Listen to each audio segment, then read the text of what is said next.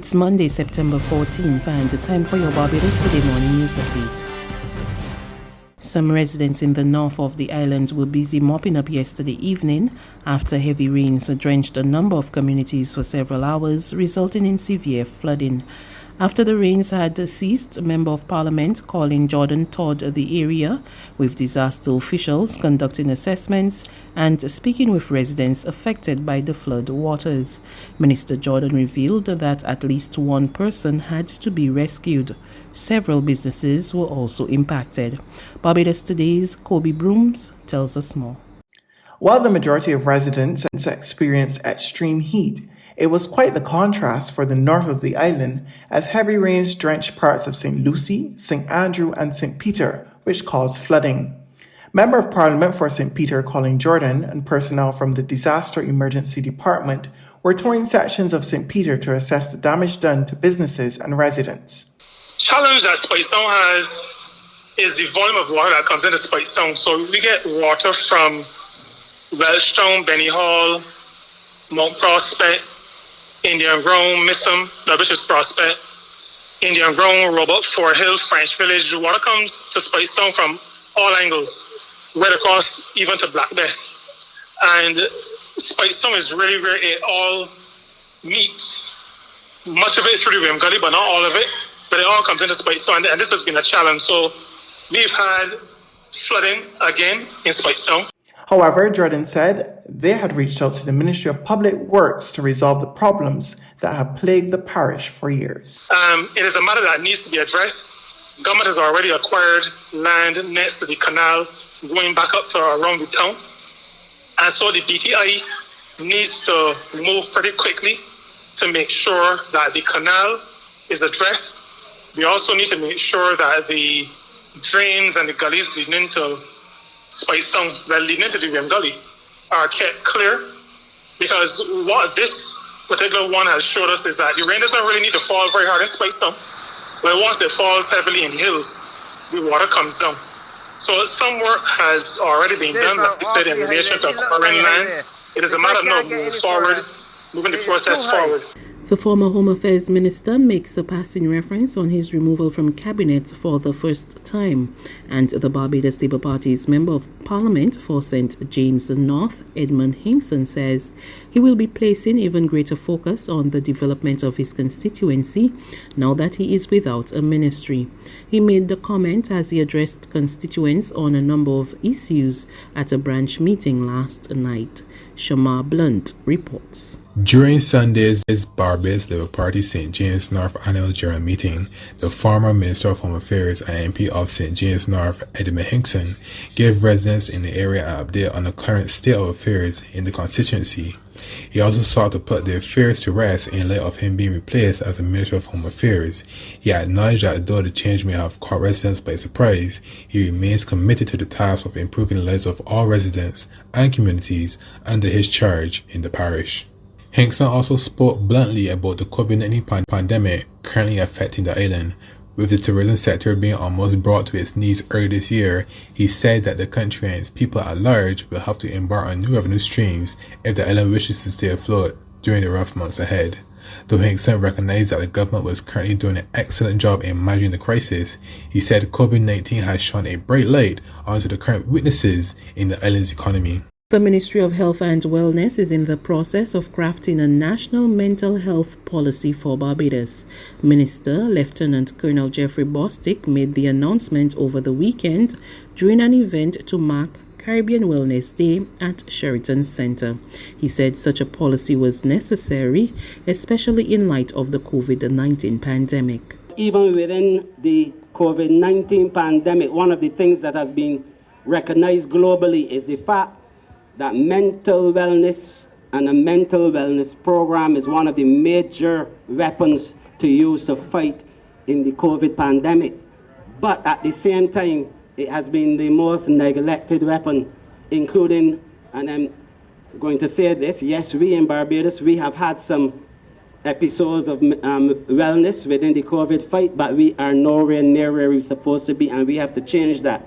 But not only for COVID, generally speaking, wellness issues and mental wellness issues are very, very important issues in this country, in communities, in homes, in schools, in offices, in churches, all over the place.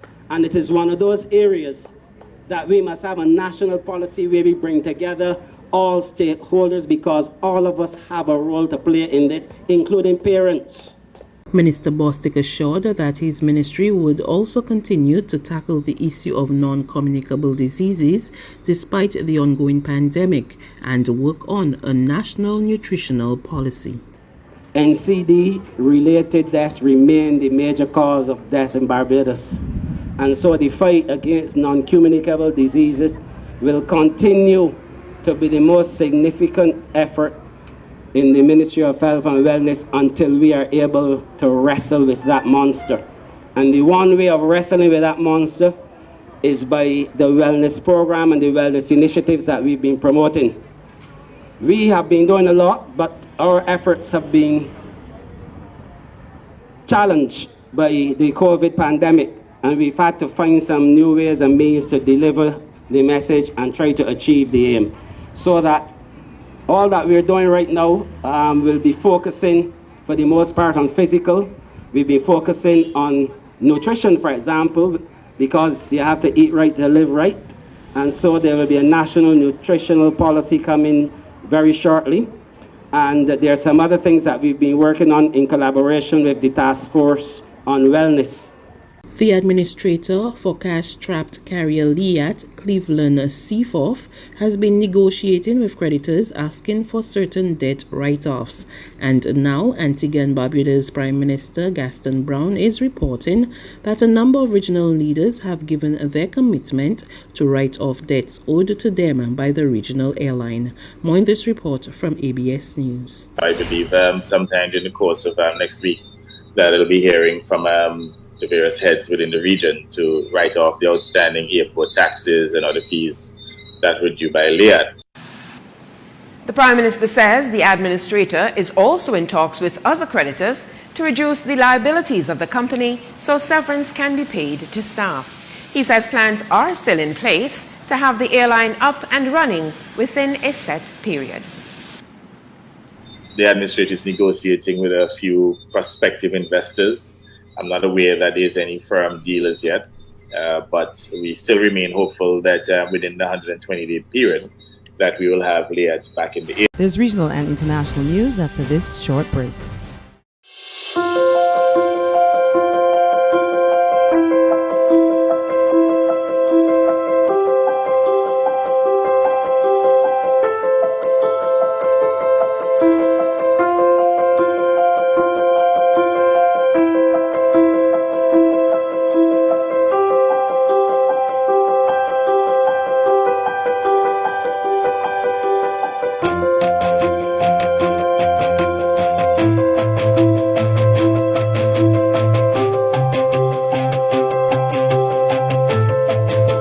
Barbados Today, news you can trust. To news from our regional neighbors now, the COVID-19 pandemic continues to take its toll on the Bahamas, including its labor force. More in this report from Eyewitness News. In late August, government began to ease restrictions on businesses, allowing for some sort of economic flow to resume in the country. The move, while needed, according to Director of Labor John Pinder, was not enough to stabilize unemployment numbers, which he says remain in the high 40s. You still have some companies that are closing down. People are still being laid off. People are being offered separation packages. There's no self-employed persons who can't make any income. The tourism sector, which accounts for a large portion of these statistics, has been at a standstill for over 6 months, leaving the following industries, Pinder says, to manage the economy, which was shot down by over 60%. Construction. Construction is the main thing right now that's going on. There are some persons who are able to take advantage of the fishing. You know, there's still persons making a good money out of fishing, and there's still room for more persons to get into fishing. And I think those who do the digital jobs, certainly you see now the virtual learning call for people who have some level of technical skills in the digital aspect of life. Since March, government has paid out hundreds of thousands of dollars in unemployment assistance and other forms of assistance to businesses and entrepreneurs affected by the pandemic. That assistance is expected to dissolve at the end of the month. And finally, on the international scene, search and rescue teams were deployed across the blackened ruins of South Oregon towns on Sunday on the lookout for survivors, as at least 35 active wildfires continued to burn in the state. Reports also say that the death toll from the wildfires across the U.S. West Coast has risen to 33. More in this report from Reuters TV. Search and rescue crews resumed their search for the dead on Sunday among blackened ruins left by massive wildfires raging in 3 western U.S. states, where millions of acres have burned, and mass fatality incidents are feared in Oregon. Crews using dogs combed through a charred neighborhood in Phoenix, Oregon. In Eagle Point, drone footage showed burnt-out vehicles and residential streets with little left but the foundations of homes. As of Sunday morning, there were 35 active fires burning in Oregon, and at least 10 people have been killed in the state. Oregon Governor Kate Brown said that dozens of people were still missing across 3 counties. In California's Angeles National Park, flames engulfed trees near a picnic area.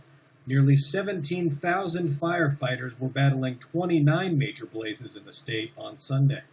In Washington state, fires burning around Seattle transformed the skyline into a hazy orange tint from the smoke.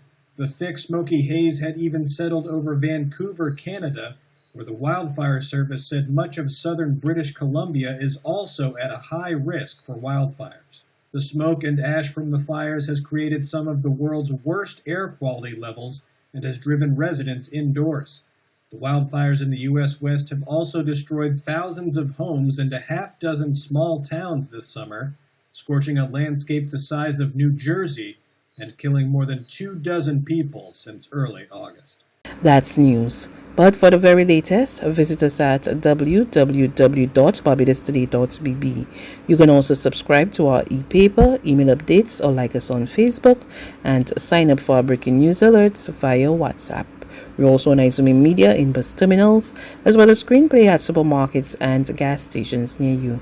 And you can also hear us on Mix 96.9 FM and Capital Media HD 99.3 FM.